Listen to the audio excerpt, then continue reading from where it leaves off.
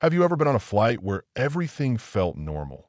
Passengers chatting, flight attendants smiling, the hum of the engines soft in the background, until suddenly, the world outside your window changed forever? What if I told you a passenger sitting quietly in seat 22C, dressed like any other tourist, was the reason Air Force One itself scrambled fighter escorts midair? Stay with me till the end, because this story will leave you speechless. And before we begin, make sure you subscribe to Grow for Justice, the channel where real courage, mystery, and truth take flight.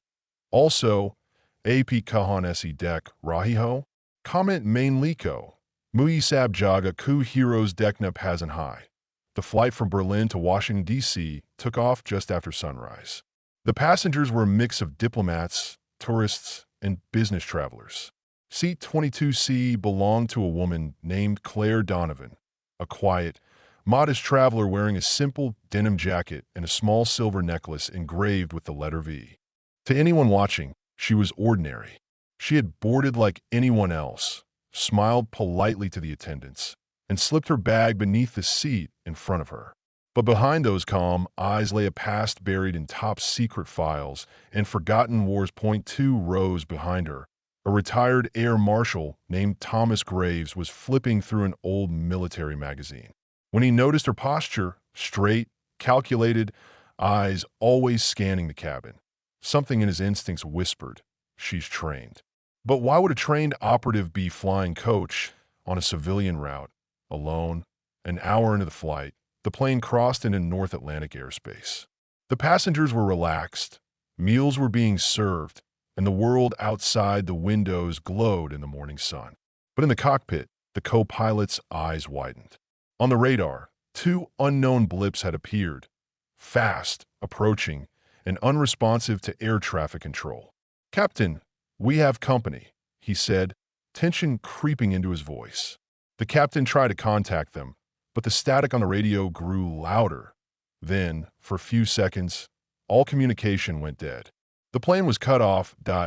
In row 22, Claire's phone vibrated, even though it was supposed to be in airplane mode.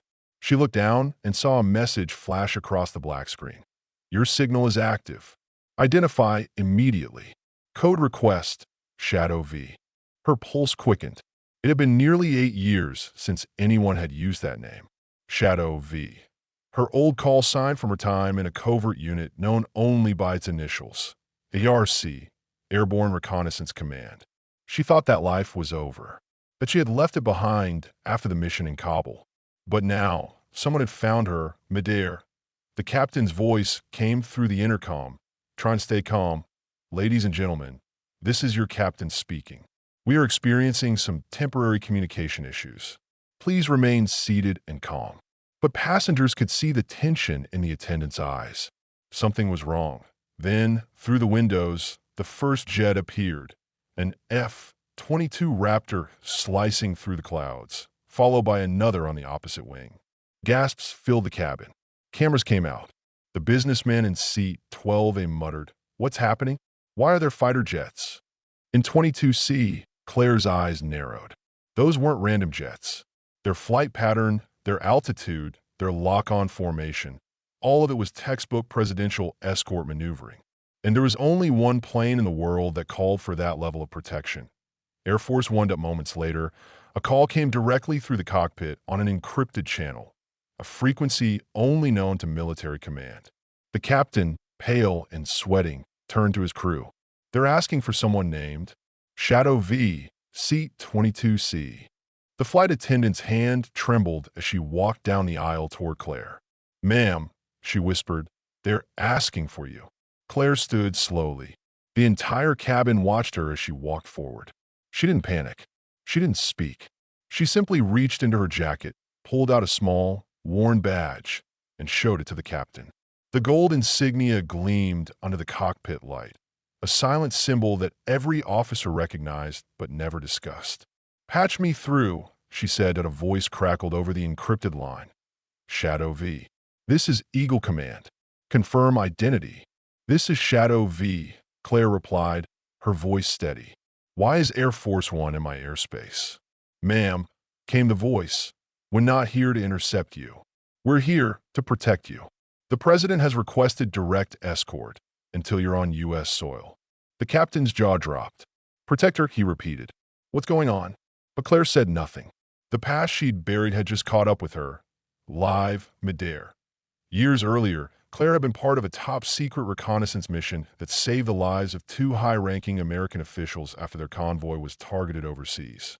She was injured, declared missing, and later listed as retired due to classified operations. In truth, she had uncovered something that shook the intelligence world, a secret that could expose corruption at the highest level. She disappeared to stay alive. Only a handful of people in the Pentagon knew she still existed, and now someone in power needed her again. Outside, Air Force One itself appeared, majestic, blue and white, flanked by its protective F-22s. The pilot of Air Force One came through on the private frequency. Ma'am, this is Air Force One Command. The President requests your safe return. You are now under full U.S. military escort. The passengers were speechless. The captain turned to her, whispering, Ma'am, are you who I think you are? Claire only replied, Let's just get home safely. As the jets held formation, a tension filled the sky. Unknown to the passengers, a foreign satellite had been tracking the flight. A cyber attack had been detected, one aimed at taking down navigation systems. But with Air Force One nearby, command centers across the world were now on high alert. The flight's fate rested on the woman in 22C that Claire coordinated directly with command. Reroute to secure air corridor, she ordered. Deactivate all non-essential systems. Manual control only. The captain followed every word without question. Her voice carried authority no civilian could imitate. For the next 2 hours, the world watched in silence. Fighter jets formed a diamond around the commercial flight as it crossed the Atlantic, ensuring not a single signal breached its perimeter. The passengers sat quietly, unsure if they were witnessing history or heading into danger. At last, the shores of the U.S. came into view. As the aircraft descended over the East Coast, Air Force One moved ahead, clearing the airspace. The president's message came through one final time. Shadow V. Welcome home. The skies are safe because of people like you. The passengers burst into applause as the plane touched down safely. Reporters waiting at the terminal had no idea what had just occurred.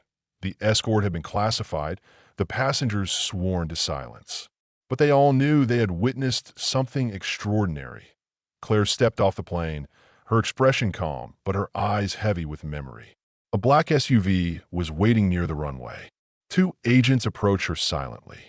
The older one saluted. Ma'am, your country still needs you. She smiled faintly. I was hoping you wouldn't say that. And with that, she disappeared once again, back into the shadows that had shaped her life. But those who were on that flight, the passengers who once thought she was just a tourist in 22C, would never forget the day they saw Air Force One itself come to escort their plane because of a single name, Shadow V.